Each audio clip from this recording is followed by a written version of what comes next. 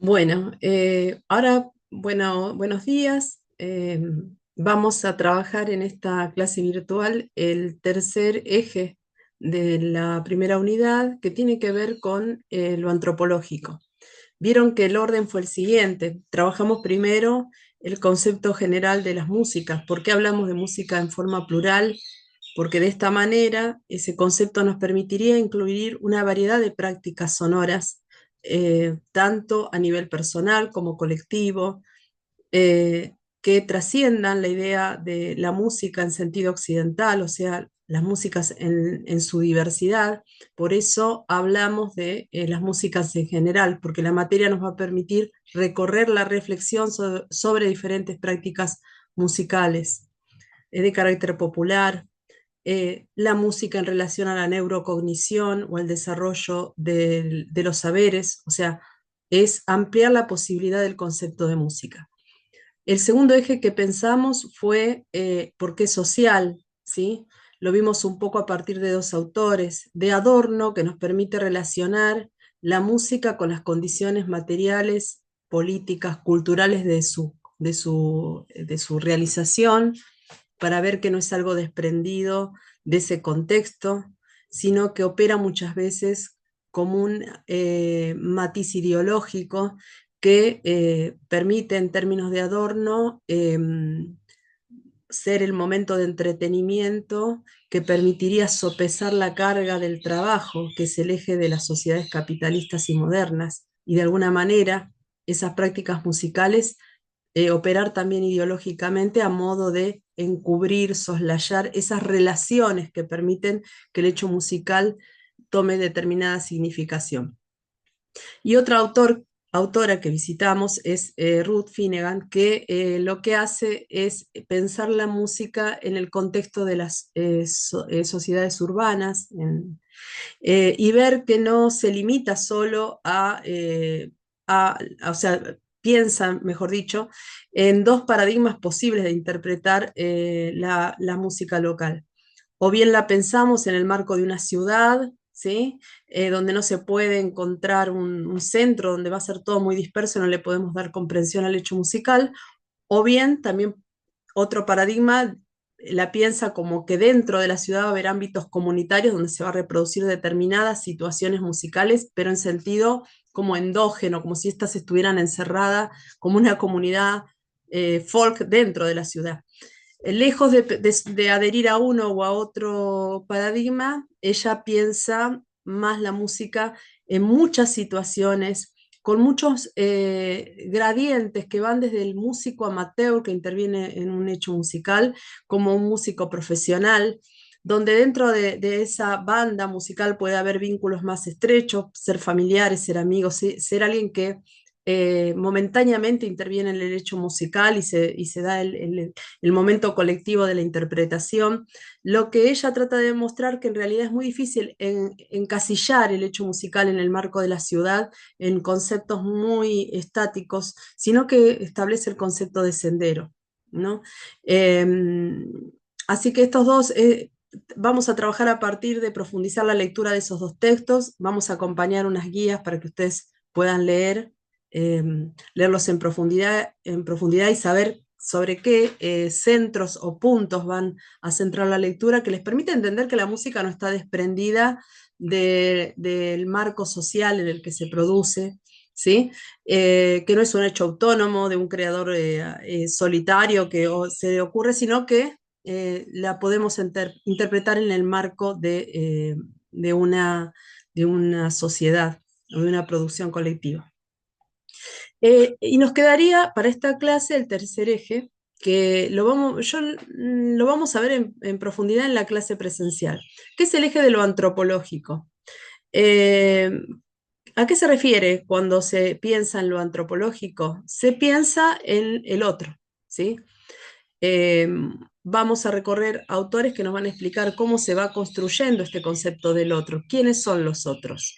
Los otros son los otros diferentes a Occidente, ¿sí? Son especialmente a mediados del siglo XIX, cuando Europa se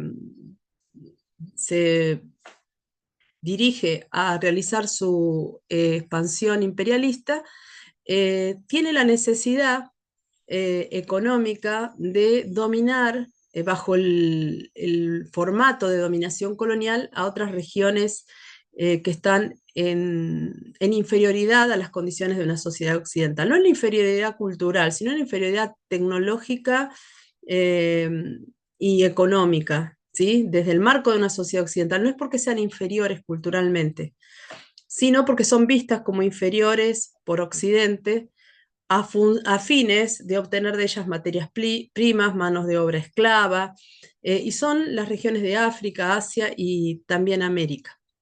A partir de ahí la otredad se empieza a pensar desde la mirada de Europa. Por eso uno de los conceptos para entender lo antropológico es el eurocentrismo, es decir, todas aquellas culturas, entre comillas, que se encuentran fuera del marco occidental, cristiano, tecnológicamente desarrollado, industrial, van a ser construidos como lo exótico, lo otro, lo menos desarrollado, los pueblos sin historia, y en ese marco se empieza a pensar que la otredad siempre muestra eh, la diversidad con respecto a un modelo o a un patrón normal de definición de cultura. Eh, ¿Esto qué quiere decir? Si el enfoque de la materia nos habla de antropológico, es que vamos a pensar cómo se piensa esa diversidad en lo que hace a las prácticas musicales también.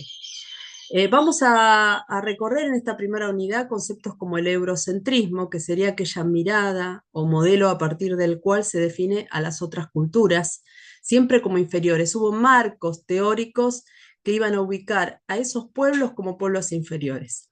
La colonialidad, porque esta relación de asimetría que se va intensificando en el a mediados del siglo XIX, se hace en el marco de una situación colonial en la que los países europeos van a tomar regiones a las que van a dominar bajo la forma o modalidad de poder del apartheid, donde colocan una población blanca minoritaria en relación a la población nativa, con mucho poder económico, con el poder de la fuerza también, con capacidad de incluso destruir pueblos completos. O sea que esta construcción del otro no se hace por fuera de la historia, sino que se hace en un marco de dominación colonial, que nosotros en las clases presenciales vamos a profundizar cómo se dio esa situación colonial. Y en ese marco se empieza a generar la categoría de otredad. Otredad, en su primer momento, se piensa la otredad como aquello diferente a la sociedad europea. ¿Sí?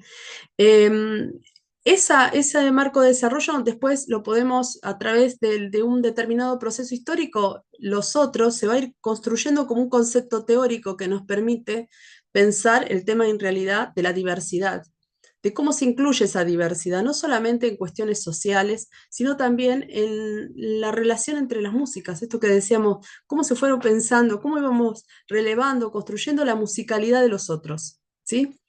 De esos pueblos ágrafos o esos pueblos que eran distintos a Occidente. ¿Sí? Ya en el principio era un inconveniente poder registrar las músicas que tenían esos pueblos que estaban en África o sí, o en Oceanía.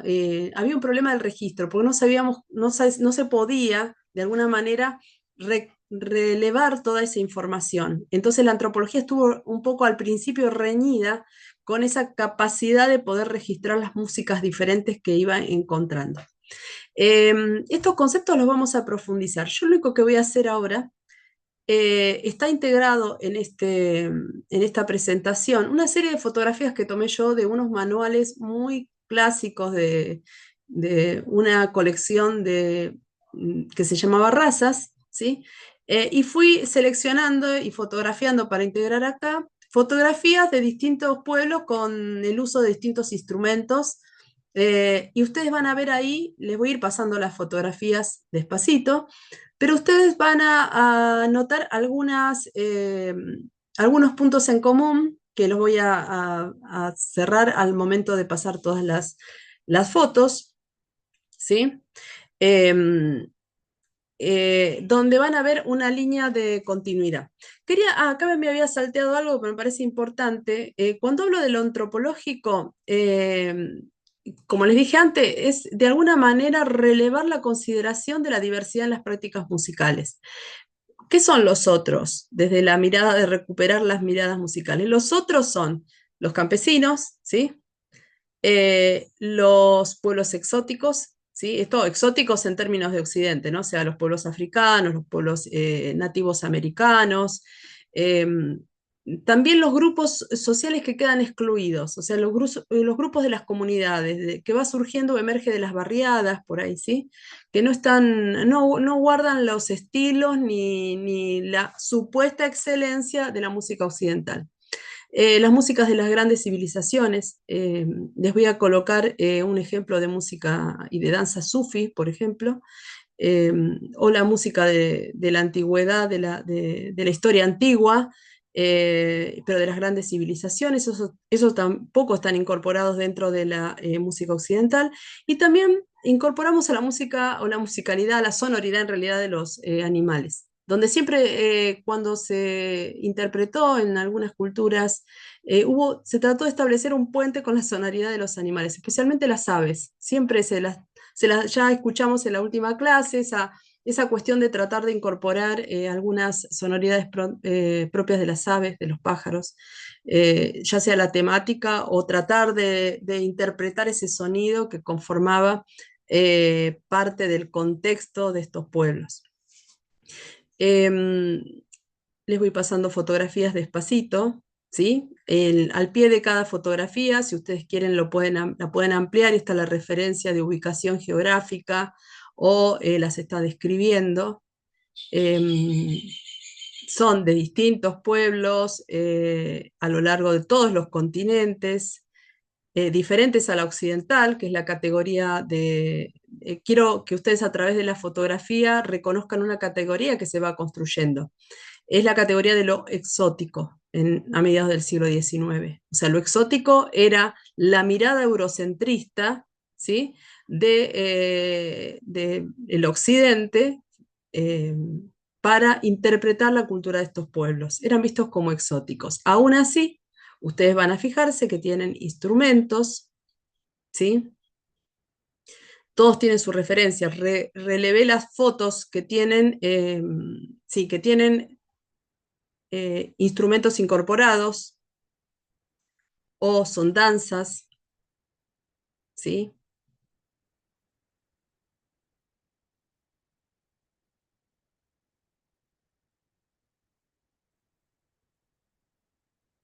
Piensen también que se puede aplicar el concepto de senderos de Ruth, ¿sí? Si bien ella lo utiliza en el contexto de sociedades urbanas, fíjense en que en este caso la música es interpretada en el marco de algún movimiento que es impulsado por un ritual, una reunión de carácter colectivo. eh, no es algo estático ni reproducido de forma homogénea, sino que tiene colorido.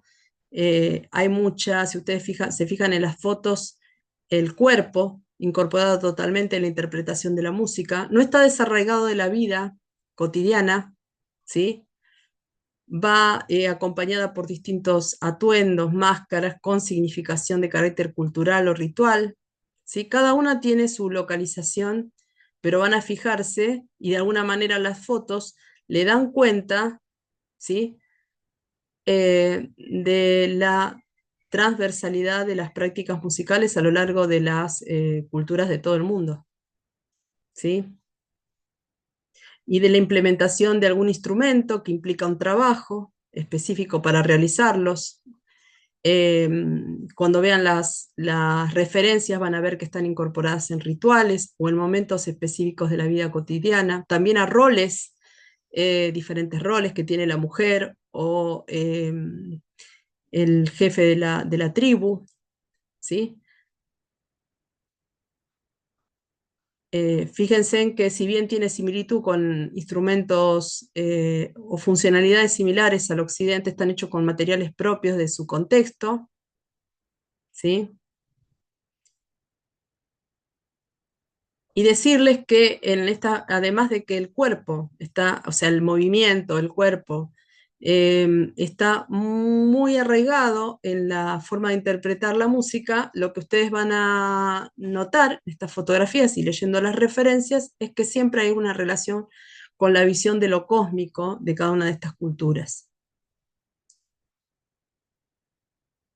También responde un poco a la cuestión si podemos dejar de, o sea, si podemos también dejar de pensar la inexistencia de la música. Es imposible, ¿sí? Es imposible. Siempre hay una tendencia a esta sonoridad, ¿sí? A generar sonoridades.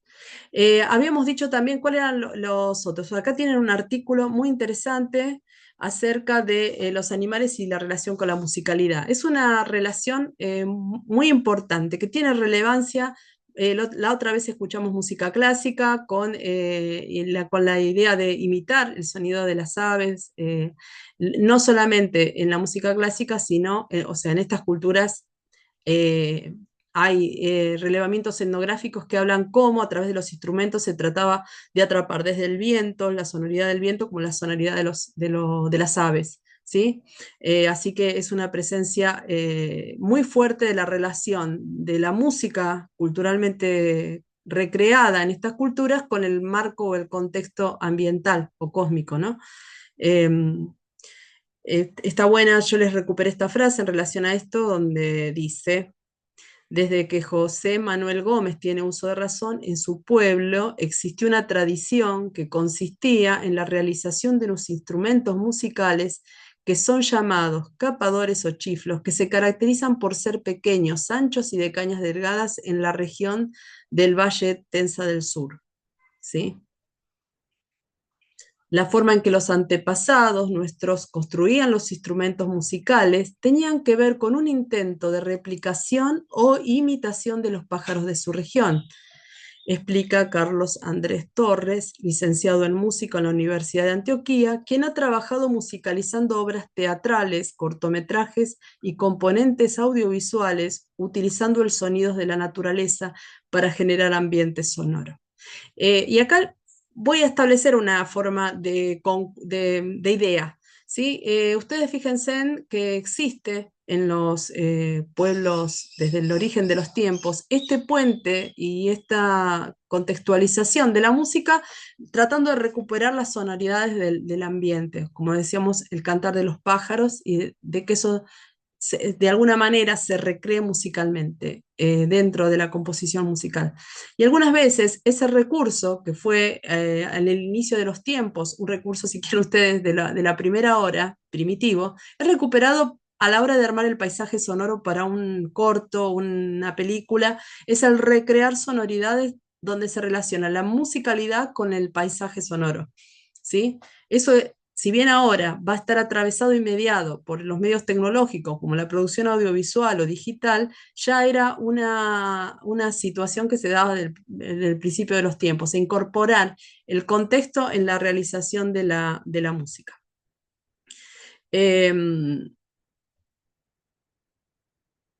Eh, y acá pone una pregunta bastante interesante con respecto al canto de las aves. ¿Hay música en el canto de las aves sobre la composición de de pasajes musicales que han imitado el sonido de las aves, como el ruiseñor, cuyos cantos aparecen en varias obras de Händel, en la Tercera Sinfonía y en la Pastoral de Beethoven, en Los pájaros de Respighi, algo así, quien añade la paloma y la gallina al lote, ¿sí? Puede leerse en el texto. En el escrito de Ramón se pregunta si existen relaciones entre la música humana y el de las aves, así como si realmente se puede llamar música a este tipo de armonías. O sea, ahí tenemos esta cuestión que decía yo de la vinculación fuerte con la sonoridad de los animales. Y en el contexto que estamos hablando de la otredad, los animales serían otros, nuestros. Están en el mundo, en la comunidad de lo viviente, están los animales, en este caso las aves. Y la música ha sabido recrear esta relación entre esta situación de otredad. eh, Están los animales. Los animales son una entidad que se vincula con los seres humanos, ¿sí? En muchas culturas incluso no podría existir diferencia, esa diferencia que tenemos nosotros. medio técnica de tomar al animal como el alimento o una relación de depredación o solamente de uso mercantil del animal, en otras culturas no necesariamente es así. Puede haber una conexión de otro tipo, desde imitar sus sonoridades o tener una simbolización diferente a la que tiene en Occidente. Bueno, los instrumentos que se inspiran en sonidos de animales son especialmente comunes en las culturas prehispánicas. Por ejemplo, los silbatos de jaguar, los pájaros de agua de cerámica, las maracas y las guacharacas tienen una inspiración de sonidos de especies de animales. O sea, bueno, vuelvo a reiterar la idea. Y con esto cierro. ¿Qué es con lo que tiene que ver lo antropológico? Esta palabra problemas socioantropológicos de la música tiene que ver con la consideración de la diversidad, con la consideración del otro, con la consideración de los otros, que pueden ser los campesinos, la música de las barriadas, como dice Ruth Finnegan, la música que está dentro de las ciudades circulando en los colectivos y componiéndose no solamente en forma profesional, sino en forma espontánea, en forma fija, a través de música en los clubes, en los lugares donde también se baila. La música de los pueblos exóticos, ¿sí?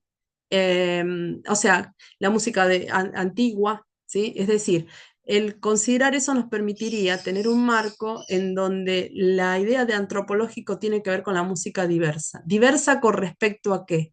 Es la música diversa con respecto al formato de, el occidente europeizante, ¿sí? Y colonizador, ¿sí? Que de alguna manera estableció un modelo hegemónico de práctica musical.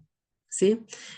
Si no consideramos que existen otras manifestaciones de otro tipo, que se interpretan desde otro lugar, ¿sí? No solamente de la especialización técnica, sino que podemos pensarlo como la música enriquece la vida cotidiana, el encuentro en determinados clubes, o cómo alimentó las distintas ritualizaciones de los pueblos a través del tiempo. ¿Sí? O no vemos cómo la música interconecta con el cosmos de lo viviente, incluyendo a los animales o al sonido del viento, ¿sí?